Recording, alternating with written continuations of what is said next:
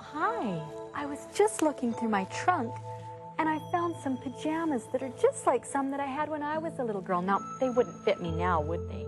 But they fit me back then. And do you know what? I'll tell you a story about one day when I was sick. Now, I wasn't really, really sick, but I was just sick enough that my mom made me stay home from school. And she made me stay in bed. And I started to get so bored because I'd read all my books and I'd colored all the pictures I felt like coloring. And I was just getting so bored. And so all of a sudden, over in the corner of my bedroom, I spied something on my little shelf. And you know, I hopped up off my bed and I went over there and I picked up my little scissors. And don't go away, because in just a minute, I'm going to tell you what I did with my scissors.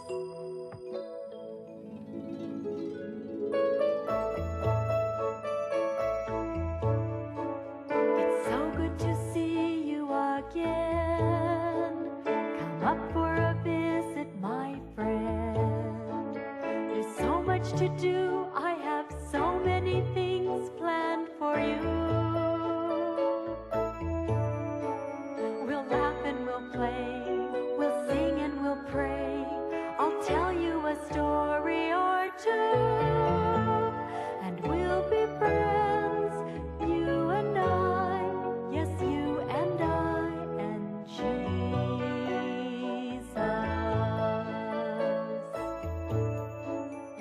Happy you're here once again. It's so nice to have you as my friend. Well, do you know, for a little while, I sat on my bed and I cut some shapes out of paper and stuff, but even that got boring after a while. And next thing I knew, I'd put all the paper down and I was just sitting there and I was just fiddling with them, and before I knew it, I had cut a big hole in my pajamas. And it wasn't just a little hole, it was a big one. And as soon as I did it, I started to feel horrible, because I knew that you're not supposed to cut holes in your pajamas. And I was just sitting there just feeling so miserable, and right as I was feeling miserable, I heard footsteps. And I was trying to shove everything underneath me, and it was my mom. And she came in, and right away she saw me, and she looked at me, and she said, "Janice, what have you been doing?" And then she looked down, and she could see the scissors poking out from under my leg, and she could see the hole in my pajamas. And she said, "How did that happen?" And before I knew it, I told a lie. I said, "Mom, Brad flew home from school and did it." Well, that wasn't true. My brother couldn't fly, and I knew it, and then I felt even more horrible, worse than cutting the pajamas, because I knew I'd told a lie, and I knew I shouldn't lie, and I just felt so miserable. And she said, "Janice," she said, "that's not true. Please tell me the truth." And I said, "No, it's the truth, Mom. It wasn't me. I don't know anything about it." Well, I was feeling more and more miserable by the minute, and she said, "Janice," she said, "you need to pray and ask Jesus to help you tell the truth, because you're not feeling healthy when you tell lies." And I said, "I don't want to pray." And she said, "Well, I'll pray for you." And so she sat on the bed beside me and she started to pray. And at first I was feeling all mean and mad and everything, but then I started to feel kind of sad, and I started to feel like that I just didn't feel good, and I would feel so much better if I told the truth. And you know, I know that was Jesus speaking to my thinking place. And I just started to feel soft, and that I'd feel better if I told the truth. And so by the time she said amen, I looked and I said, "Mom," I said, "I'm sorry I told you a lie." I said, "Will you forgive me?" And I started to cry, and of course she forgave me, and she said it was okay. And then she said that she would still have to discipline me, because I had done a very naughty thing by cutting a hole in my pajamas, but she was more concerned about the fact that I didn't tell the truth. But you know, even though she disciplined me, I felt so good for telling the truth. It was just like a big weight had fallen off my shoulders. And you know, the Bible talks about that in Proverbs chapter 12, verse 19. It says that truthful lips endure forever, but a lying tongue lasts only a moment. And that's so true, because when you tell the truth, you just feel so much better.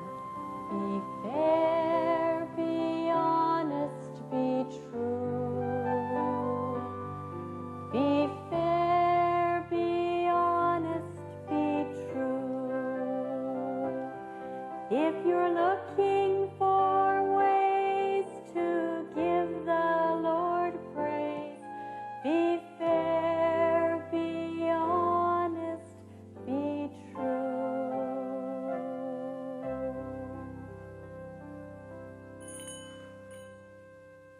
Did you hear that? That's my bell basket. Let's go see what's in the basket today. Let's see. It's black, whatever it is. It's not too heavy. It's not too big either. I wonder what it could be. Why, it looks like just a box, doesn't it? Oh, I'll tell you, I know what it is. I've seen these in museums before. It's a very old camera. Maybe your grandparents had one like it. Very old. Oh, here's the hole you look through. Let me see. And here's the shutter switch. It works. I can tell. I can see that it let light in. You know, cameras look much different nowadays, don't they? But even these old cameras took good pictures. And the way that they work is they have a lens. And this is the lens out here at the front. And then when you press on the shutter switch, it lets light through. And when the light comes through into the lens, then that's what makes the picture happen. And so whatever you point your camera at, that's what you get a picture of. Would you like to see how the light comes through? I don't think you could see from that way. I think if I open it up, I should be able to show it to you. And then you should be able to get a good idea of how the... Can you see that? Do you see how the light comes through? When that light comes through, that's what makes it so that a picture gets taken.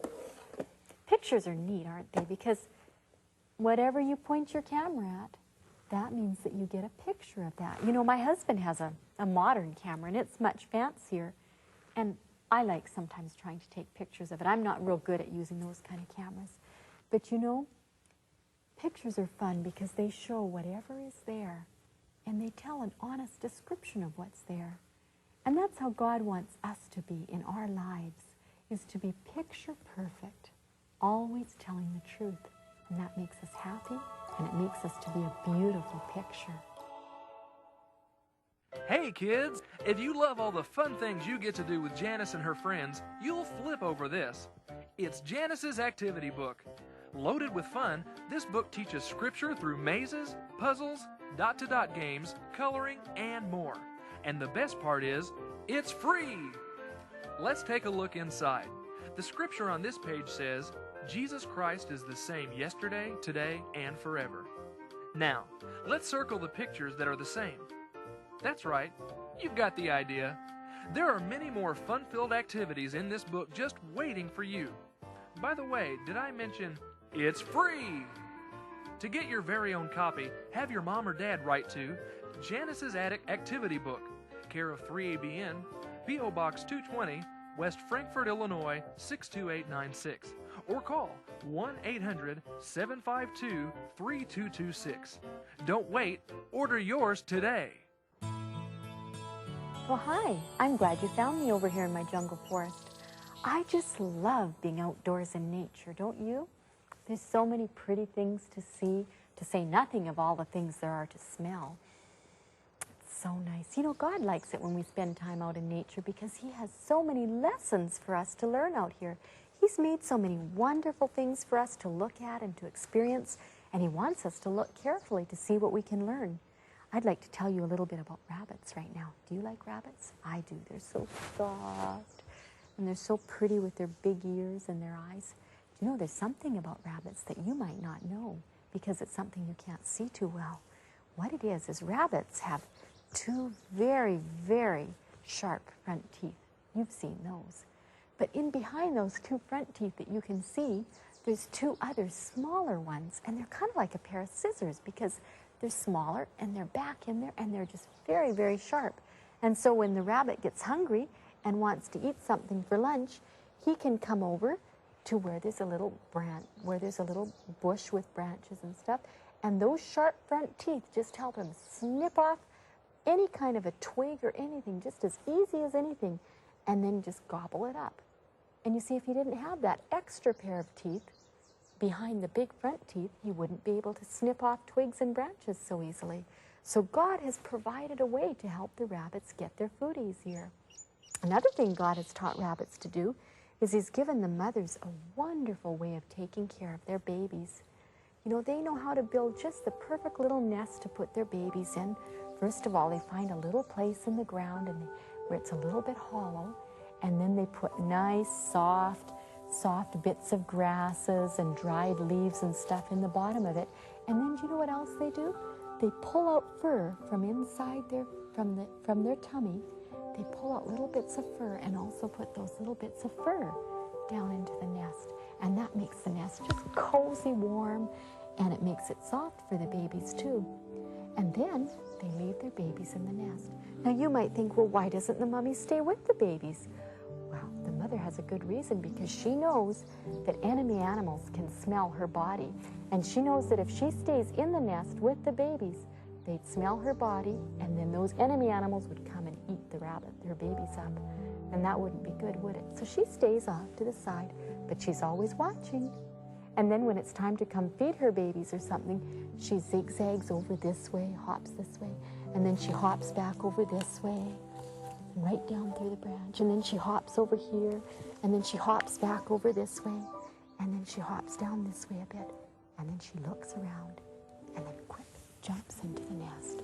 And do you know, she takes good care of her babies, and then when she's all done caring for them, she gets grasses and leaves and covers them up, and then says bye-bye to her babies, and then she hops out, and then goes this way, and then over this way, and then over this way, and then just hides in a little cozy place where she can keep a good track of her babies. Isn't that neat how God has taught the rabbits and given the rabbits just the right things that they need in order to live and survive? You know what? There's a rabbit in my kitchen that I think you'd like to meet. Meet me over in my kitchen and I'll introduce you to him, okay? See you there. I told you we'd find a rabbit in my kitchen. I call him Honest Harvey, and he is so handsome, isn't he? Would you like me to teach you how to make your own? I will. The first thing that you want to start with are good, healthy ingredients. Now I have 2 slices of bread here. Which one do you think is the healthy one? The whole wheat one or the white one? You're right. The whole wheat one is better for you because it's full of vitamins and minerals and fiber, things that your body machine needs. And you need a pair of scissors, and you cut your bread into a circle. So the first thing you need to make Honest Harvey is 2 slices of nice whole wheat bread, and then you cut a smaller circle and you cut a larger circle. And when you have the smaller circle cut, you cut it in half, and those are his ears. And then to make his face, you use the larger circle. And I'll turn it this way so you can see it real well. And you take peanut butter and you spread peanut butter on his face. Now, peanut butter is full of protein, and you're spreading the peanut butter on his face so that the other parts of his face, like his eyes and his nose and the hair on his face, will all stick nice to his face. And so this Honest Harvey is going to be made of good ingredients that are good for you to make your body machine run smoothly. So after you've put the peanut butter on, then you tuck the ears underneath the top of his head like so. Isn't he starting to look handsome? And then you take banana. And you need 2 slices of banana. Carefully cut your banana. And these are his nice fat cheeks. And then you take coconut and you sprinkle the coconut anywhere where you want Honest Harvey to have hair. On his ears and up around above his cheeks and all underneath, just anywhere where you want him to have hair. And if you get a bit on the plate, that's okay because the coconut will be fun to eat later on. And then for his eyes, you use 2 nice, fat, juicy raisins and just put a little teeny bit of peanut butter on them and then pop them onto his face. Oh, he's starting to look handsome, isn't he? Now, raisins have lots of iron in them, and iron is good for your body. And remember, we talked about rabbits having 2 sets of teeth, didn't we? We talked about the little set that's underneath his big front teeth. So for his little tiny set, we're going to use carrot. And so you slice your carrot, and you just want to make a little tiny, tiny slice. And so you just don't need to cut a very big piece at all. And you just take that little piece that you've cut, and then you put that right there. And these are those little sharp teeth that God has given the rabbit behind his big front teeth so that he can chew off all the twigs and branches so easily. And then we'll use almonds for his big top front teeth that you see so well. And so the carrots are his teeth that are in behind, and they're hidden, just like his teeth are hidden, but you'll know they're there, won't you? And let's see, is he starting to look like Honest Harvey? What do you think he needs? You're right, he needs whiskers. Let's use good celery for whiskers. Celery is like a toothbrush. It's so good for you. If you end your meal by eating celery, you'll be just like brushing your teeth.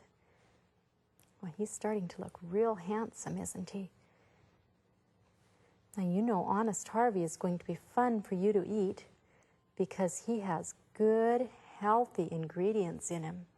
He's made of whole wheat bread that's good for you, and he's got bananas on him, and bananas are full of potassium, and that's good for you.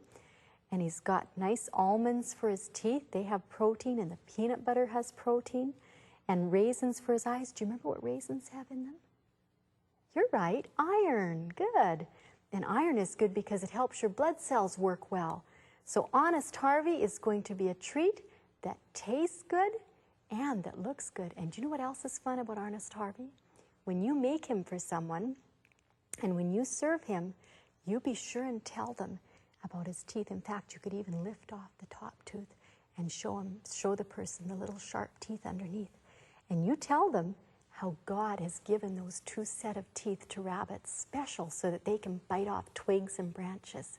So you remember that and have fun eating Honest Harvey. Oops.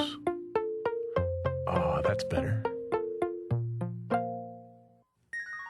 Did you know that one of the best ways to become a good friend of Jesus is by spending personal time with him every day? Well, adults do that by praying and by reading their Bibles. But if you can't read, it's kind of hard, isn't it? Or maybe you just like listening to tapes. Well, here's a fun way to have your very own devotions every morning when you get up. Janice has made these morning time devotions for her kids and for you, complete with songs, prayers, and stories. For more information, have your parents write to Morning Time Ministries, Box 208A, Kitwanga, that's Kitwanga, British Columbia, V0J2A0, or call 1-800-263-7671. Here's the number again, 1-800-263-7671. Today's story was one of my favorite stories when I was a little girl. I think you'll like it too. Are you ready to listen? Henry lived on a big farm with his family. There were always lots of chores to do, but his favorite job was taking the corn to the grist mill to get ground into flour.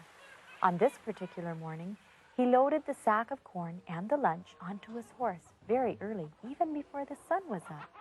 And then he was on his way. When he arrived at the mill, he saw that there were lots of farmers ahead of him, and soon he found that the lineup was so long that he would have to sleep overnight in Mr. Saunders' big barn. He was glad his mom had sent an extra big basket of food. That night in the big barn, he met a new boy just about his age named Charlie Allen. He was friendly, and Henry enjoyed visiting him. When bedtime came, Henry was busy rolling out his blanket and getting settled when suddenly he heard a rude fellow exclaim in a loud voice, "Heyday, we've got a preacher here." Henry looked, and there was Charlie kneeling by by the oat bin praying. praying. Henry saw that even though the farmers laughed, many of them must have been touched by Charlie's courage to say his prayers, because many of them had tears in their eyes. Henry prayed at home, but he'd always been too shy to pray in public.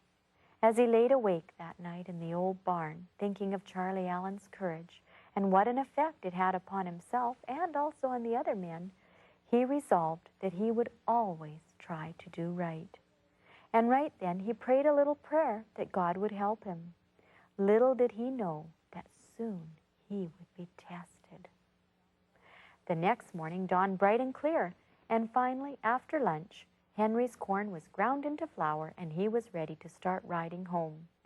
When he arrived at the turnoff at Squire Albright's gate, he saw that the Squire Albright was waiting for him. And right away he knew that something was wrong. This man was the richest man in the neighborhood, and Henry had always been in great awe of him.